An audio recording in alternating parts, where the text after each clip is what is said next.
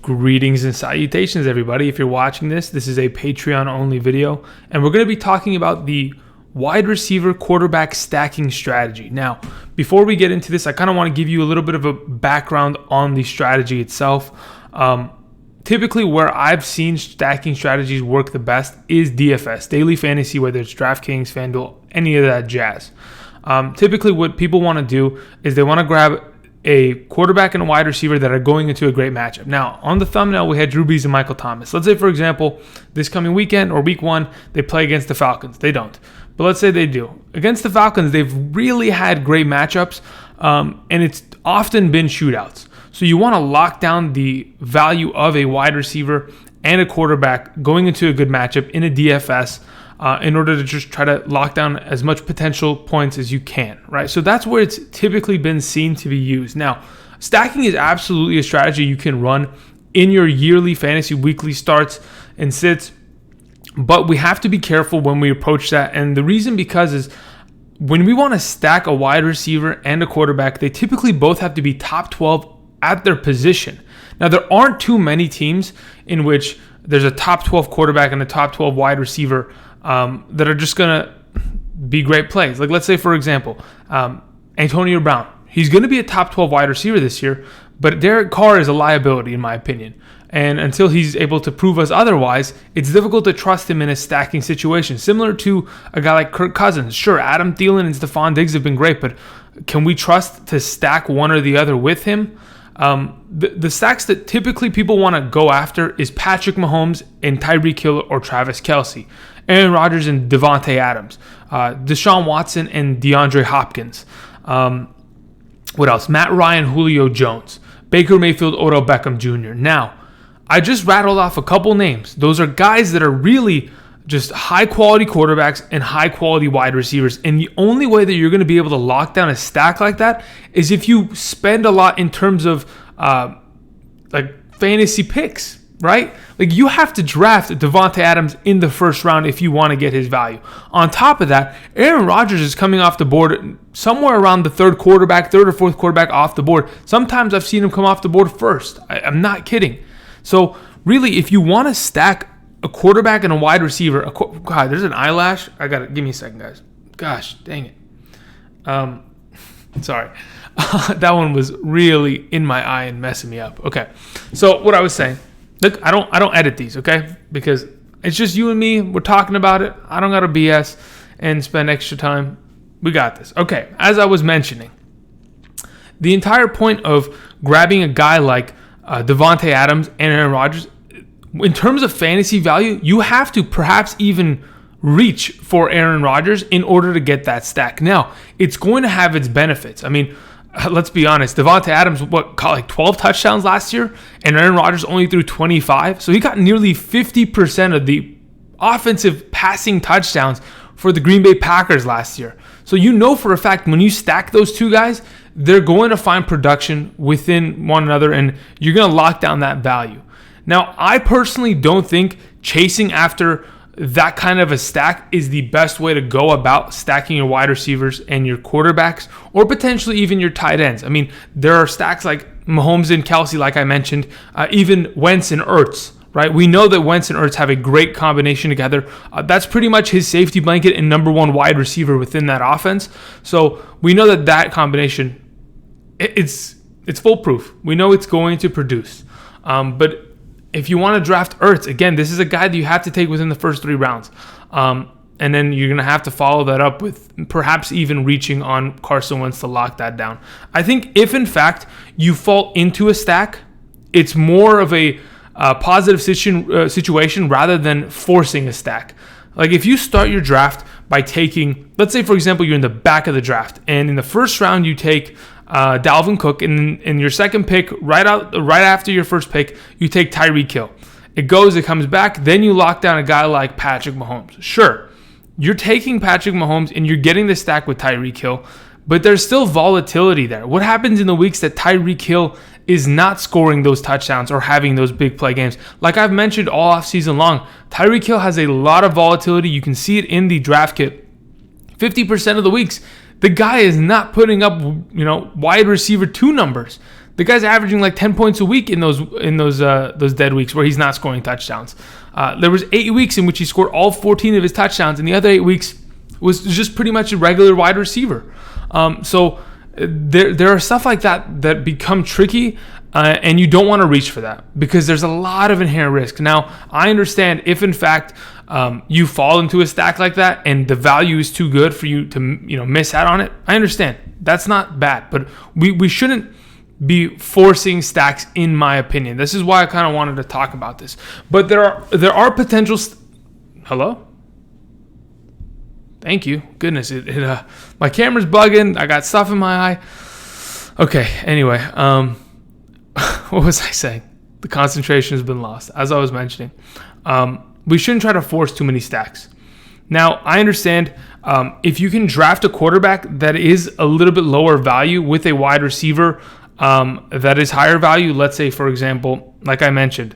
But look, I don't even want that.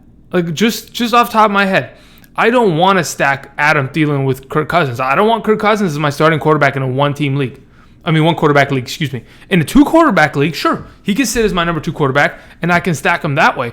But in a 1 quarterback league, I don't want that. He's not a top 12 quarterback. That's the thing. He may have been last year and the 3 years prior, but as of right now, going into 2019, there are so many talented quarterbacks that you can stack everywhere. Everyone can be potentially stacked. But I had a couple ideas in my mind that I kind of wanted to share with you guys in terms of stacking at a cheaper value that could have pretty good upside and pay dividends as the year goes on. Okay, number one, I want to pretty much go after the stack of Jameis Winston, who as of right now sitting at the bottom end of the quarterback 1 conversation. He's a guy that many people want to avoid. In terms of being one of the worst of the best quarterbacks, that's what Jameis Winston is. That's literally the best definition to put for him. He's a guy that, without a doubt, can produce within this Bruce Arians offense, but we don't know when he's going to throw that 3-interception game. So that can be, pretty detrimental to your fantasy lineup in your week. You could potentially lose because of that.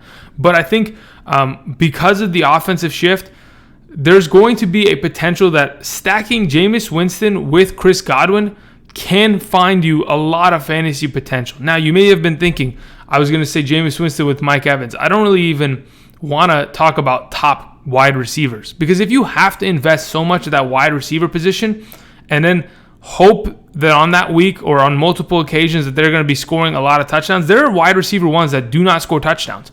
T.Y. Hilton, even with Andrew Luck, 6 touchdowns. Keenan Allen is a 6 touchdown kind of guy. It's just like I do not like wide receivers to stack unless they're going to have high touchdown upside that is going to make their week. So let's talk about Winston and Godwin, okay? This preseason, it's literally been the Chris Godwin show in terms of Tampa Bay. All offseason, Bruce Arians has been chattering and saying, Chris Godwin is going to be the Larry Fitzgerald of this offense. I want him to have 100 catches. He's going to be the entire offense, plain and simple. He's going to be our slot receiver. Now, people may have been thinking, is he just gassing him up? Is he just trying to overhype Chris Godwin? Or is he actually excited and going to use him at that rate? And what we've seen this offseason, I just kind of want to read a couple stats here. Jameis Winston has played 58 preseason snaps thus far. Chris Godwin has been on the field for all 58 of those snaps. And in 32 of those snaps, he played in the slot position in which he caught 6 receptions on 8 targets for 72 yards and a touchdown thus far. Now, to put it in perspective, okay, if they've played 58 snaps together and he's produced 6 receptions, 72 yards, and a touchdown only from the slot, only from those 32 snaps, that is a pretty good sample size of what we can expect from Chris Godwin. And let me tell you why. Because of the fact that a normal NFL game, offensively, you're going to touch the ball 70 times. So if you're if you're going off of 32 snaps from the slot position, and if he sits there in the slot the entire game, considering you have Mike Evans to sit on the outside, there's a chance that Chris Godwin can have 60 plus snaps just out of the slot position and be a pretty good fantasy prospect, and then a stack on top of it, because Jameis Winston in this offense, they're going to throw the ball a F ton. Now, if you play in a quarterback league where it's 4 point per passing touchdown and he throws an interception, it's only -1. It's not going to kill your season. It's not even going to kill your week.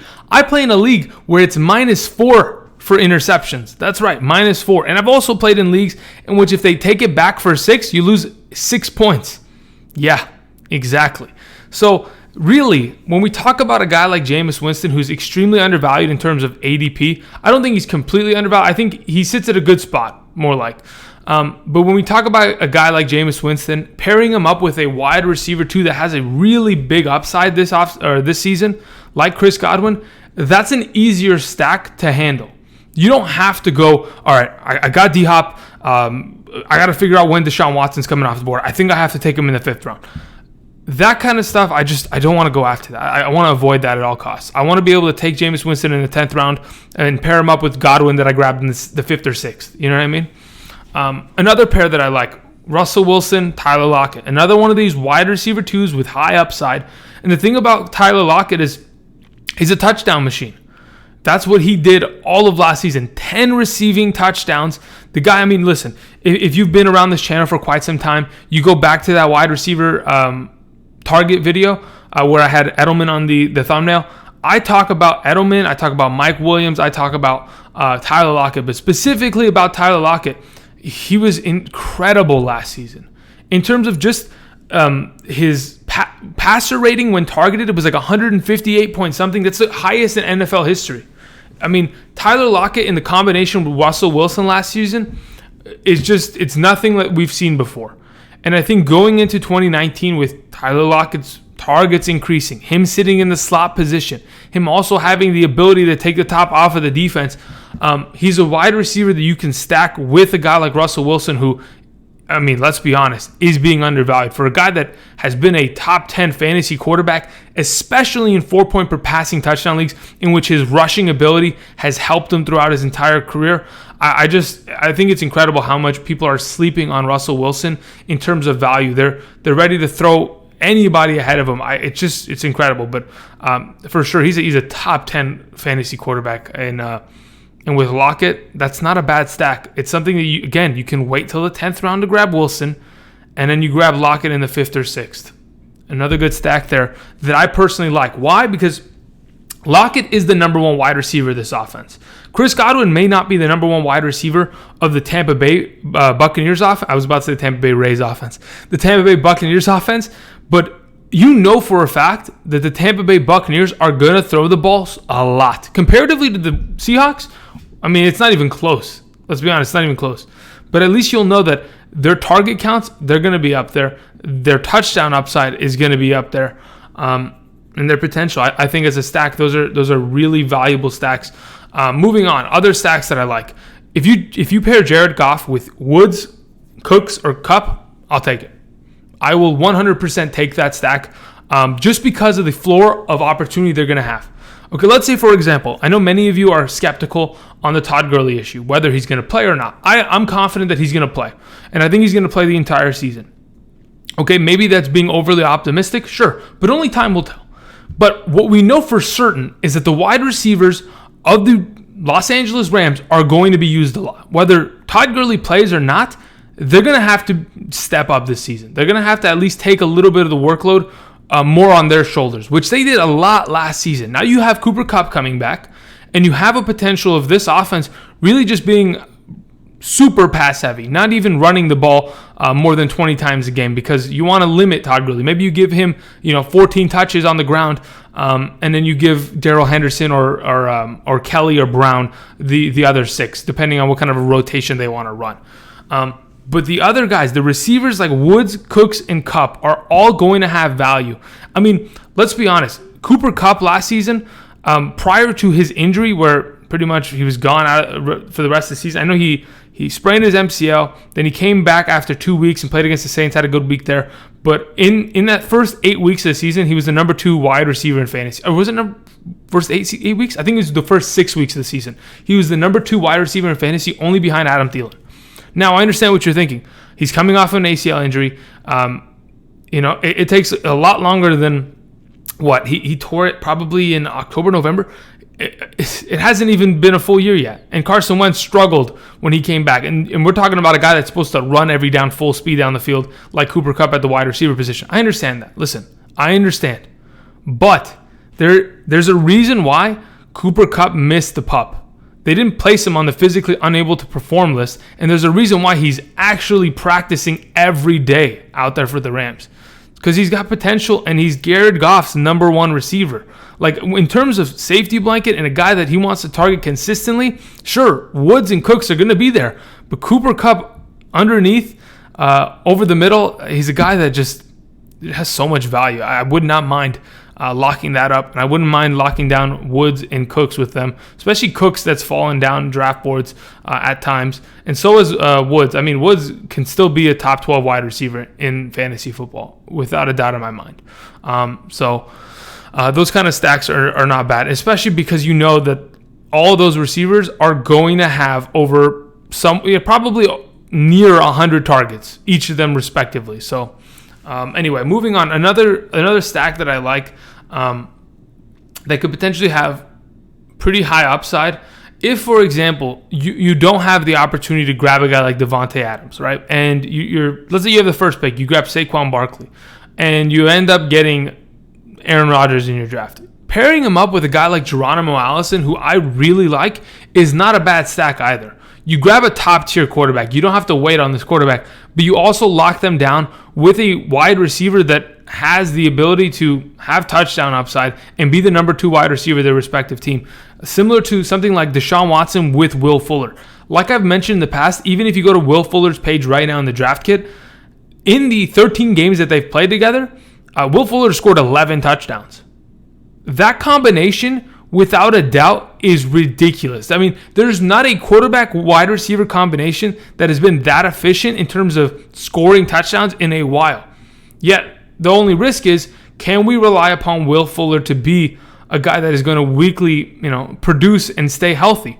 That's the thing. Will Fuller is being so undervalued in drafts as a number 2 wide receiver of a pretty good offense that just lost their starting running back. It's going to have to pass the ball more.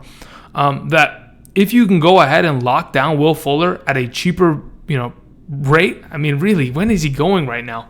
He's coming off the board in like the mid 30s of the wide receiver position, maybe even late 30s, 40s. So there's always a chance that you can pair him up with a Deshaun Watson and have that kind of a stack, which I also like as well, similar to like a Rodgers Allison for the Green Bay Packers. Other than that, like I don't want to stack wide receivers with lesser quarterbacks. I don't want to stack AJ Green with Andy Dalton. No, thank you. I'm okay. I'll pass on that. I don't want to stack wide receivers, again, that are not going to score a lot of touchdowns, like Keenan Allen with Phillip Rivers. Sure, Phillip Rivers is going to throw 30 touchdowns like he's done each of the last however many years in his career. But, I think he's averaged 30 touchdowns this season. But, Keenan Allen's going to score a touchdown 6 out of the 16 weeks. Maybe even 2 in one game, which is going to throw the entire the entire balance off. I don't want to stack those kind of guys. I personally want to stack either, if you can really set up a wide receiver 1 QB 1 combination like a Drew Brees and a Michael Thomas, that's fine. That's personally, in my opinion, probably one of the better stacks because Drew Brees, again, another guy that's being undervalued because obviously he's throwing the ball far less than he has in seasons prior. I mean, what is it, 160 less passing attempts than 2 years prior? Michael Thomas isn't going to get any more targets than he did last year. You're bringing in a guy like Jared Cook to potentially take away targets. You have Ted Ginn coming back from injury, Traquan Smith. Listen, there are so many variables, guys. There are so many variables. All I wanted to do was just talk about stacks, give you my opinion on it in terms of a higher end QB wide receiver combo or QB tight end combo, and how we shouldn't really full force go into that and rather look for combinations of lesser quarterbacks with wide receiver 2s that, in my opinion, could end up paying dividends in your 2019 seasons.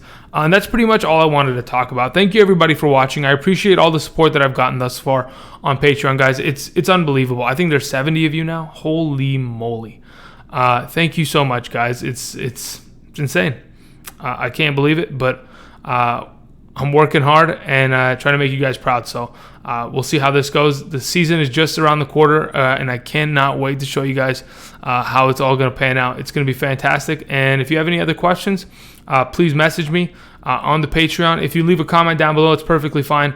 But it's just expect a little bit of a delayed response time because I have to go searching for comments and stuff like that. That's why I just want you to just directly send it to me. But anyway, thank you again for watching, guys. And until next time, which will probably be another video in the next coming days, thank you and have a good one. See you guys.